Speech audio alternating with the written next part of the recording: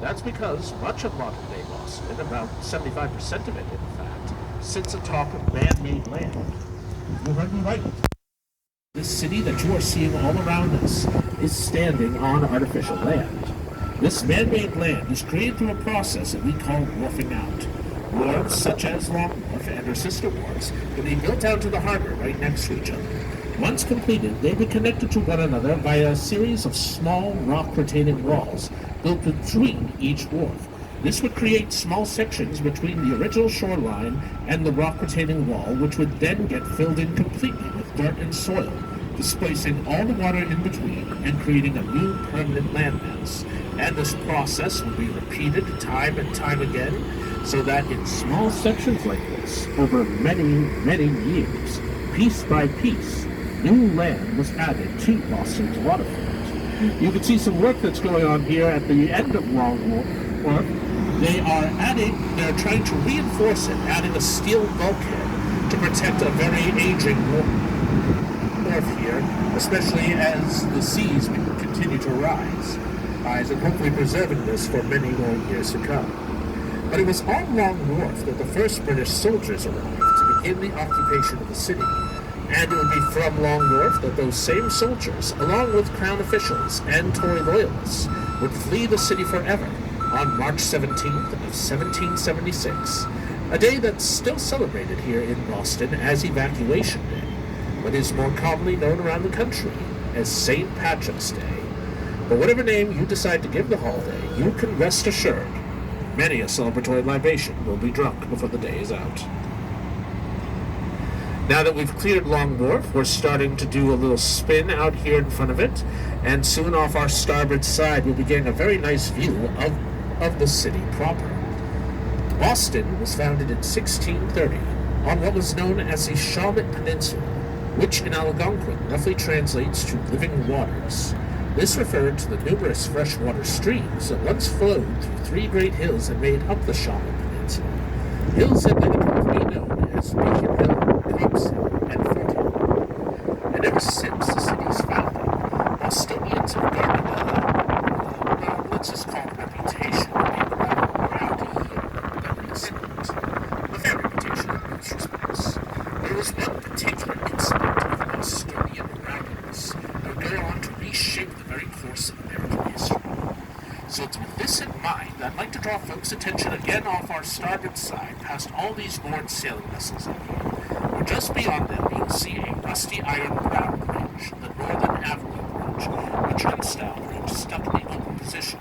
And just beyond it is the former site of Griffin's Wharf, where on a cold December night in 1773, the Sons of Liberty, loosely disguised as Native Americans, stormed down Griffin's Wharf and boarded three merchant vessels, the Eleanor, the Beaver, and the Dartmouth, and with the valiant cry of "No taxation without representation," dumped 340 crates of East India tea into Boston. They were doing this as a protest against the taxes that were being levied against the colonies by the British Crown, despite the fact that the colonials did not have a voice of representation in the British Parliament. This protest would come to be known as the Boston Tea Party, a party that would cost the Crown somewhere around $1.5 and $2 million by today's standards. King George would respond to this act, which he considered an act of treason, by sending 5,000 British troops to occupy the city, as well as a fleet of battleships to blockade Boston Harbor, cutting off a vital trade. He meant to make an example of Boston to the rest of the colonies, but these efforts would largely prove to backfire, and they in turn would send off a series of events that would ultimately lead to the American Revolution, and from there, the United States of America. Still off our starboard side, and to the left of the Iron Bridge, we see a large semicircular building with a sloping green glass front. This is the Joseph Oakley Federal Courthouse. It was designed by the late great architect I.M. who passed away last year at the age of 102. Bay has left masterpieces all over the world, most famously the glass pyramid atop the Louvre, and he has left his mark here in Boston's not just in the courthouse, but also in the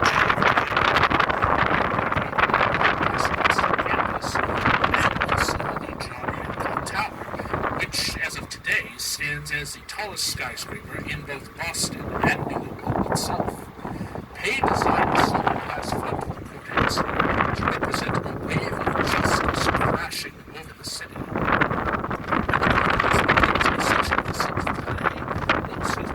A section of the city today known as South Boston, which sits atop 100% man-made land. This was all once South Bay, one of the two bays that surrounded the Shawmut Peninsula upon which the city now stands, the other bay being the Back Bay, and today both bays have been completely filled in.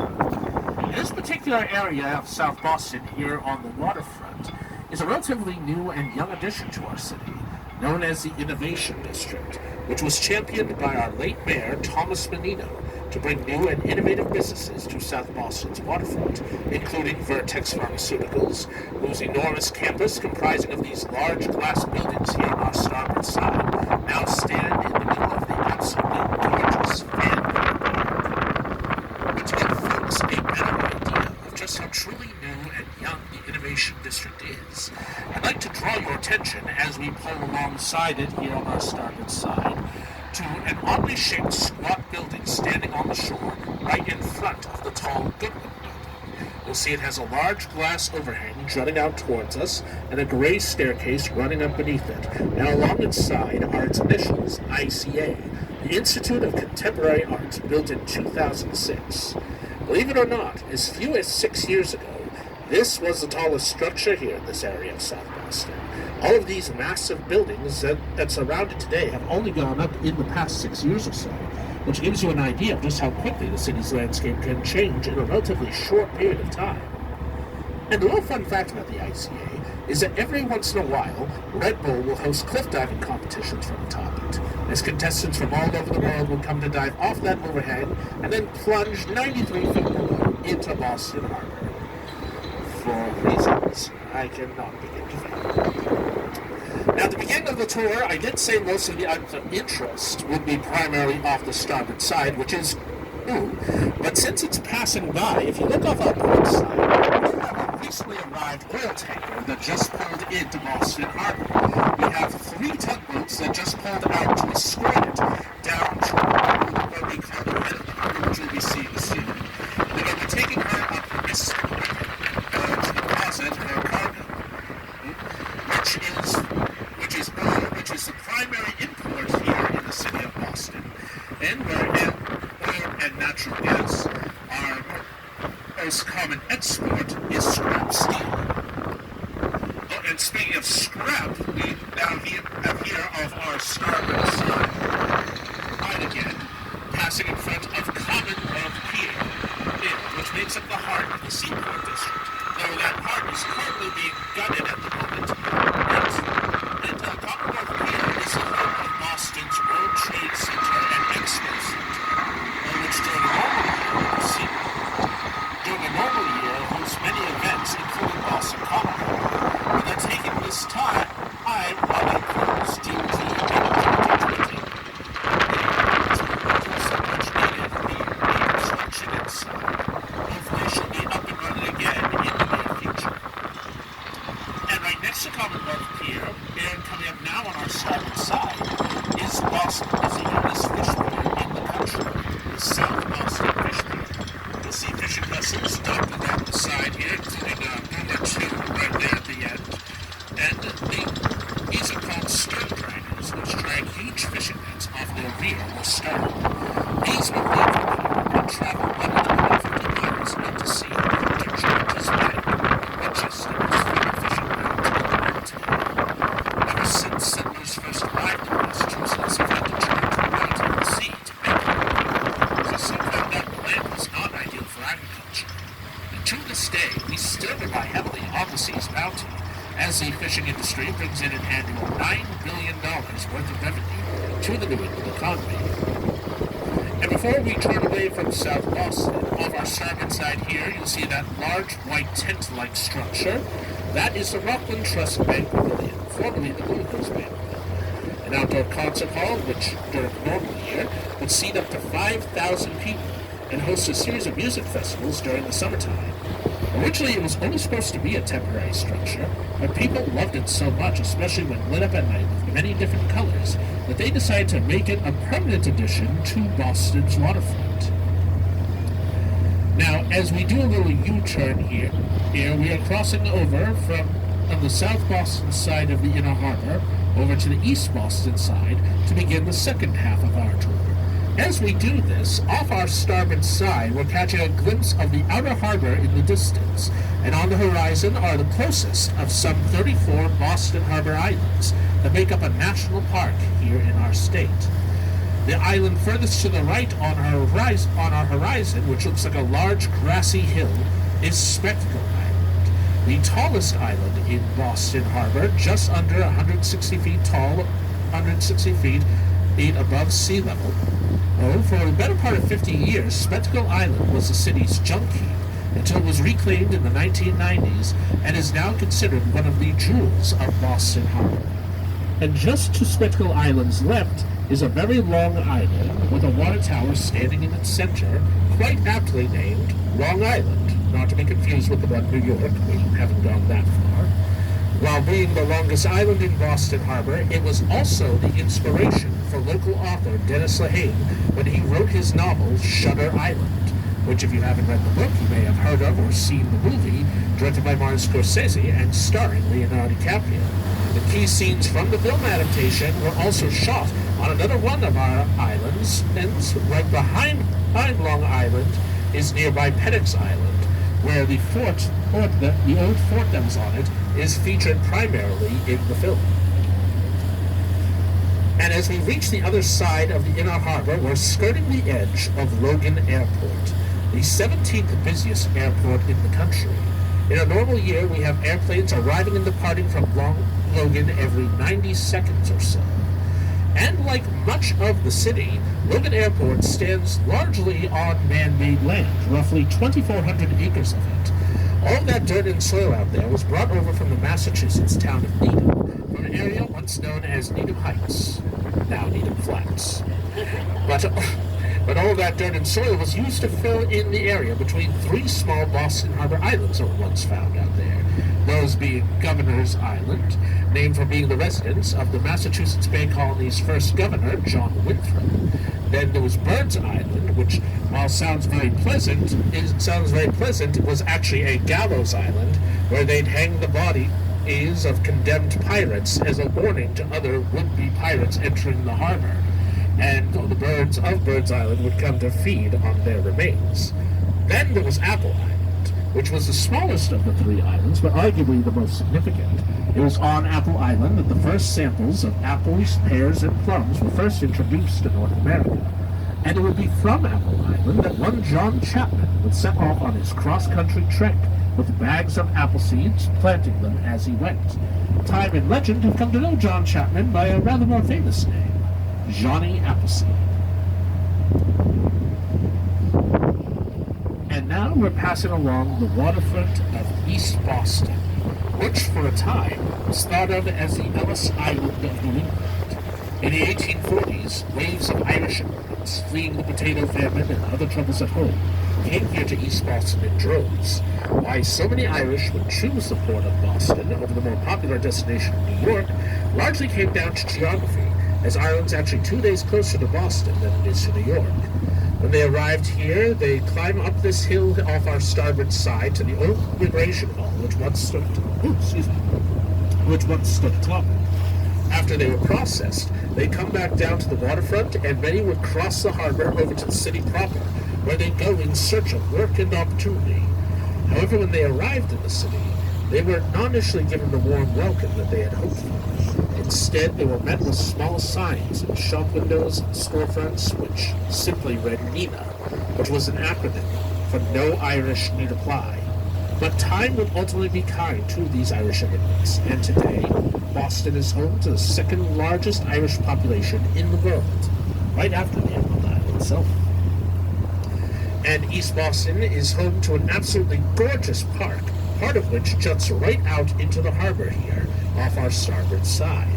We're now passing in Pierce Park, named in honor of the many piers that once could be found throughout all of Boston Harbor back when our city was at the height of the shipping and shipbuilding industry. And standing at the end of Piers Park, there is a green gazebo-like structure, which at night gets lit up so that it looks like a rocket ship getting ready to blast off. This is a monument, one of 3 around Boston Harbor, dedicated to a single individual, Boston's master shipbuilder, Donald Mackay, who I'll be coming back to in just a couple minutes when we pass by the area where his shipyards used to be. But while named in honor of Piers, Piers Park itself is not a pier. It's a wharf that stands on stone rocks and soil, whereas piers stand atop tall wooden pylons, such as this dilapidated one we are now passing on our starboard side. Running down the center of that ruined pier are the remains of old railway tracks, which once ran out to the pier's edge, but have over the years collapsed into its center. At one time, they were used for loading and offloading cargo from the vessels that would come to dock here. There was a time when you could have found piers like this all over Boston Harbor, but as the shipping and shipbuilding industry started to wane, piers like this became abandoned. With all the permits that were required to take a pier like that down, the city has allowed it, at least for a time, to collapse naturally on its own. Though from time to time, the pier does like to remind us that it's still out there, as occasionally large pieces of driftwood would float out from its wreckage and make its way into the harbor to make itself a nice little nuisance for some of the smaller sailing vessels that come out here in the summertime. Well, speaking of sailing vessels, not quite so small, coming up now on our starboard side, we have this large, white-hulled sailing vessel with the 3 tall gold masts. This is a tall ship, Caledonia, a relatively new arrival to Boston Harbor. She came in last summer, though she was in very rough shape, from her trip down from Toronto. Her masts were snapped and broken in various places, but her new owner, who paid $1.5 million for her, fixed her up, gave her a new coat of paint. Her hull was originally dark blue, and the plan was, to my understanding, to turn the Caledonia into a floating restaurant out here, which actually sounds quite delightful. But 2020 has thrown a wrench into that plan, as it has with so many other things. But hopefully in the not-too-distant future, you'll be able to enjoy a fine night of dining there on the tall ship Caledonia. We're passing by an area of East Boston's waterfront where you can see construction happening, particularly in front of a building that says clippershipwharf.com on it. These buildings, as well as the land they're standing atop of, did not exist just a couple of years ago. New land continues to be added to East Boston's waterfront today, and including this new wharf, Clippership Wharf, which now stands in the waters where once could be found the shipyards of Boston's master shipbuilder, Donald Mackay, who was famous for building these clipper ships, which during his day were thought of as the greyhounds of the sea, Clippership Wharf being named in honor of his shipyards. Don Mackay was famous for building,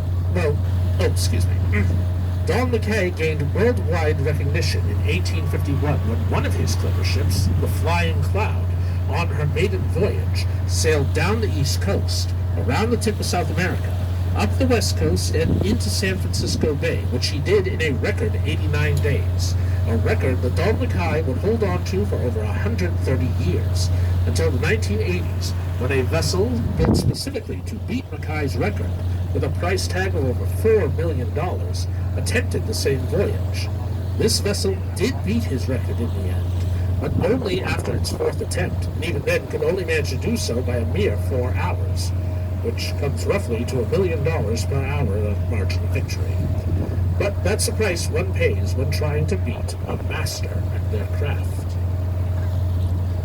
And so we've reached a point known as the head of the harbor, where 2 freshwater rivers meet and converge with the saltwater harbor.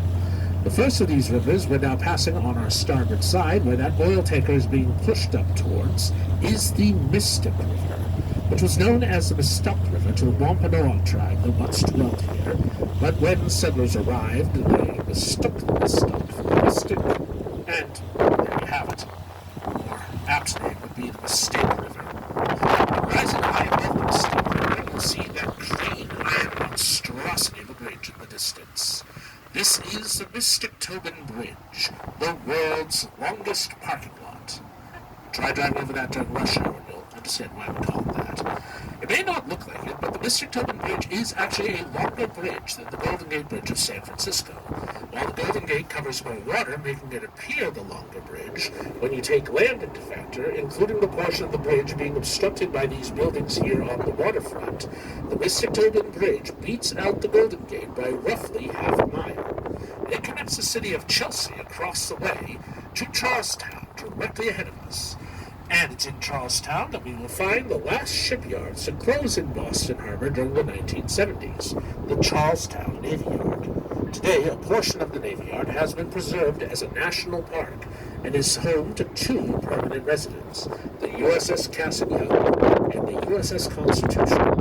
As we make our way over to the Navy Yard, we find some slightly strong winds coming off the Charles River. As we do, we're getting a nice view of the city of Charlestown, which sits smack dab between the two rivers. And as we do, and as we clear near Pier 4 here on the waterfront, as you look out over the city, you see rising high on a hill above it a tall gray granite obelisk that's very similar in shape and design to the Washington Monument of D.C. And you can't see it quite yet. As we get closer to the Navy Yard, we'll be coming into better view on the starboard side. This is the Bunker Hill Monument. It marks the spot where the Battle of Bunker Hill took place on June 17th of 1775. Though, interestingly enough, the Battle of Bunker Hill did not actually take place on Bunker Hill, but rather Bridgehill, with Monument now rightfully stands. Colonial forces did have quarters to fortify Bunker Hill initially, but they opted for Bridgehill instead, possibly to better provoke the British forces that were stationed in Charlestown. Indeed, if this was their true intention, they were successful. Over 2,000 British troops were sent to retake that hill against a much smaller and less armed colonial force. When the colonial commander saw how low his men were on ammunition, he gave them the order, "Don't fire until you see the whites of their eyes," immortalizing that saying in America ever since, and ensuring that every one of their shots counted. So that by the end of the battle, after 3 bloody charges, while the British forces did manage to retake Bridge Hill, their victory would come at a ruinous cost to them. For every colonial soldier who lost their life that day, 4 British soldiers lost theirs. Many of those officers picked off by marksmen. The casualties were so grievous on the British side that their commanding general would later write in his journal, "With victories like these, we are going to lose more." And as we make our way to the front of the Charlestown Navy Yard, we're coming into view of her first permanent resident, a large gray steel-hulled vessel. This is the USS Cassin Young. She's a Fletcher-class destroyer from World War II built in 1943, and she was the last American warship to be struck by kamikaze pilots during the Battle of Okinawa. During the battle, one of the pilots managed to get all the way down to the engine, resulting in the deaths of 22 crew members. But the remaining crew acted fast and were able to keep the Cassin Young afloat. She'd eventually be brought back to the Navy Yard, where she underwent extensive repairs and would later serve in the Korean War, before she was decommissioned in 1960. She'd later be restored to original World War II design, and now she sits here as a floating museum and as a testament to all the ships built and repaired here at the Charlestown Navy Yard.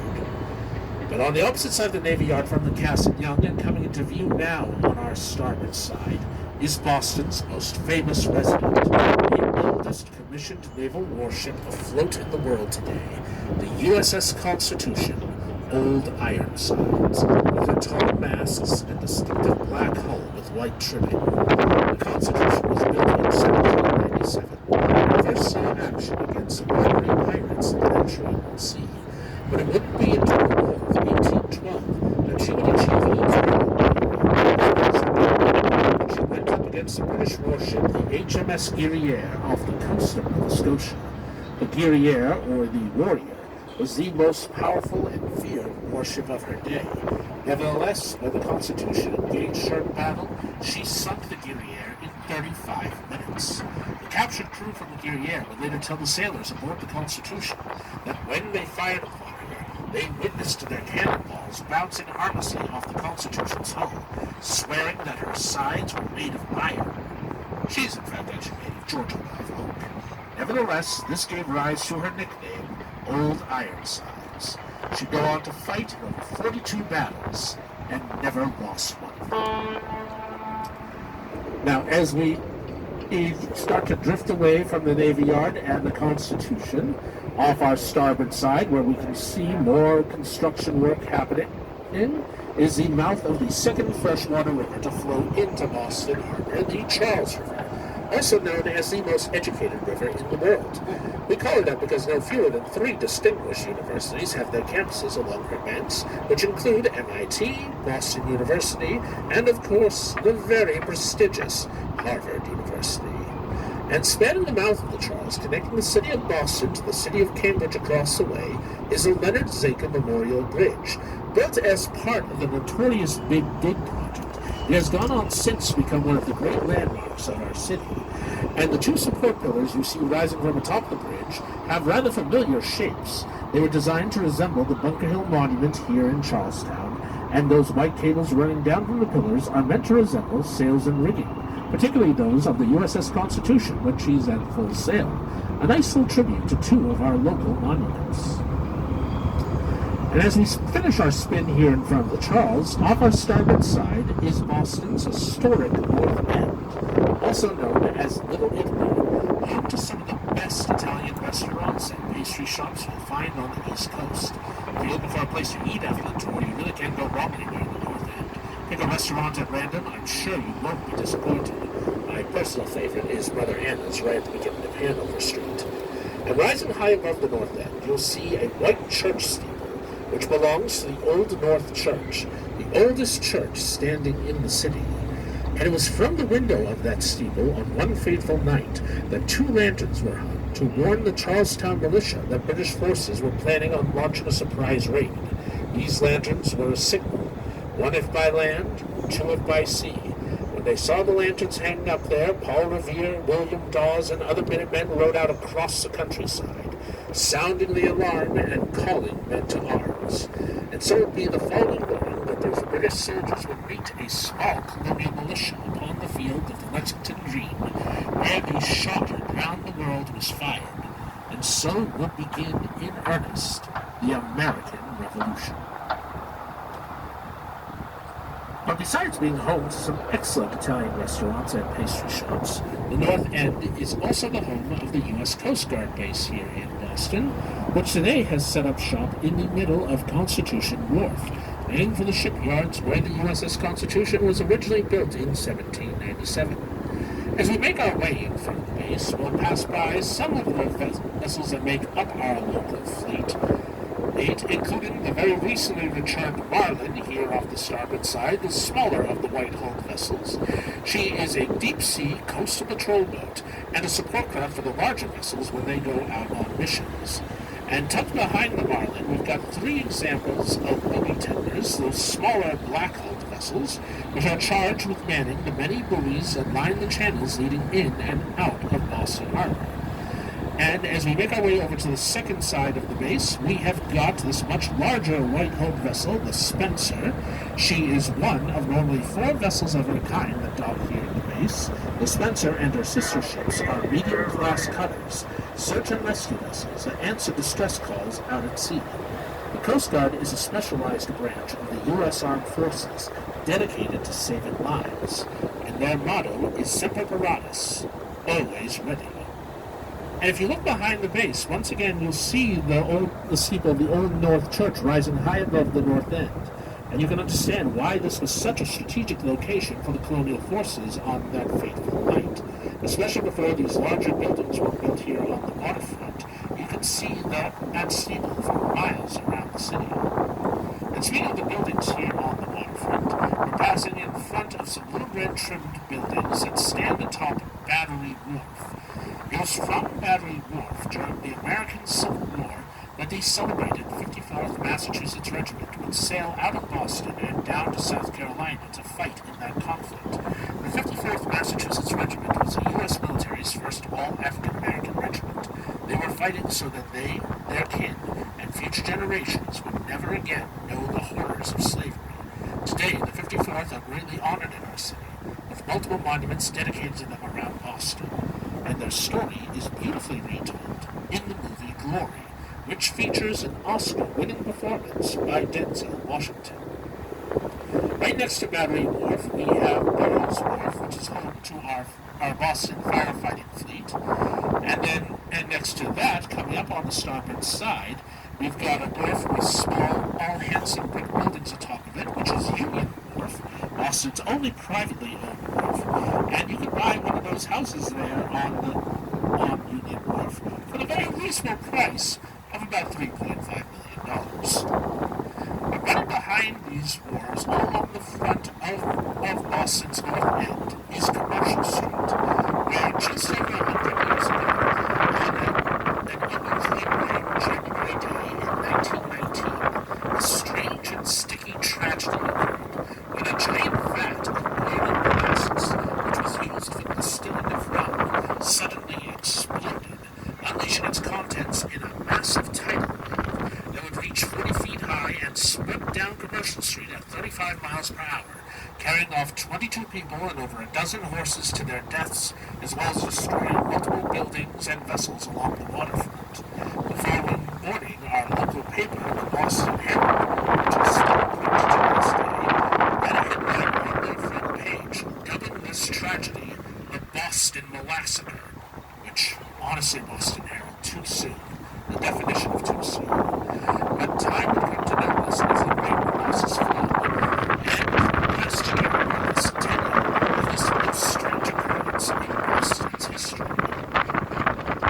And so now, ladies and gentlemen, we are going to treat to an absolutely splendid view of the Boston skyline. It's really here at this distance that we can truly appreciate all the different shapes and designs of the buildings that make up this island.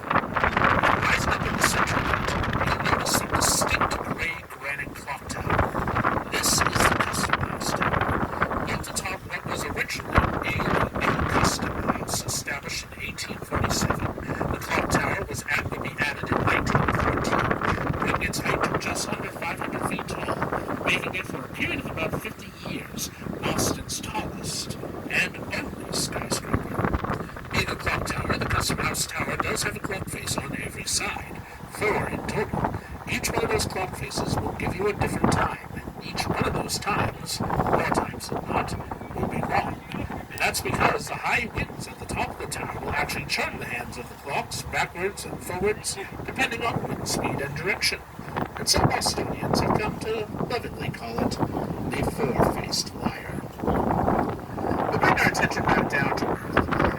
If we look past these leads here on the starboard side, which all cost more money than I'll ever see in my lifetime, look beyond them and see the green trees of Columbus Road, and rising over the treetops is a small square with a golden hotel. That was founded as incredible stands at the end, blowing in increasingly stronger winds, and right now, as we get ready to return to dock.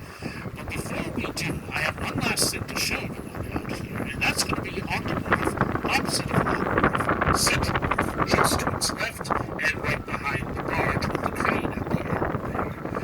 And atop Central Wharf, there is a large square concrete building with a white tent standing out in front of it, and in the top left-hand corner of the building is the blue and white fishing that marks it as the New England Aquarium, home to over 3,000 species of sea life, including one very old sea turtle, Myrtle the turtle. She's over 90 years old, and she looks fabulous. We here at Boston Constitution Cruise to take folks out on whale watches. These whale watches will travel 25 to 30 miles out to sea to still ride at night, a sanctuary and feeding grounds of many species of whales. Species that include totally fin whales,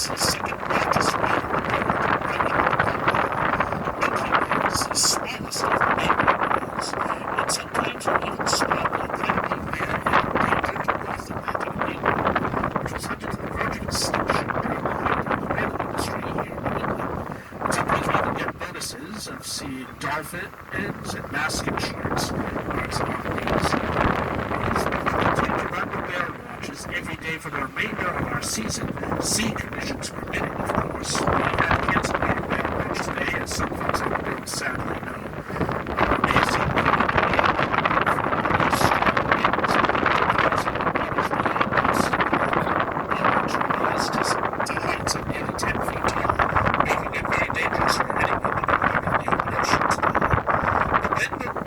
Seas are calm, and we're able to get out there. The sightings this season have truly been excellent.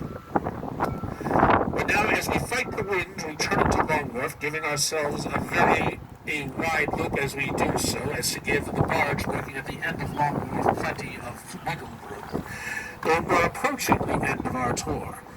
Now, as we make our way over to the dock, I ask folks to just remain seated or where you are till we're fully and safely docked once again.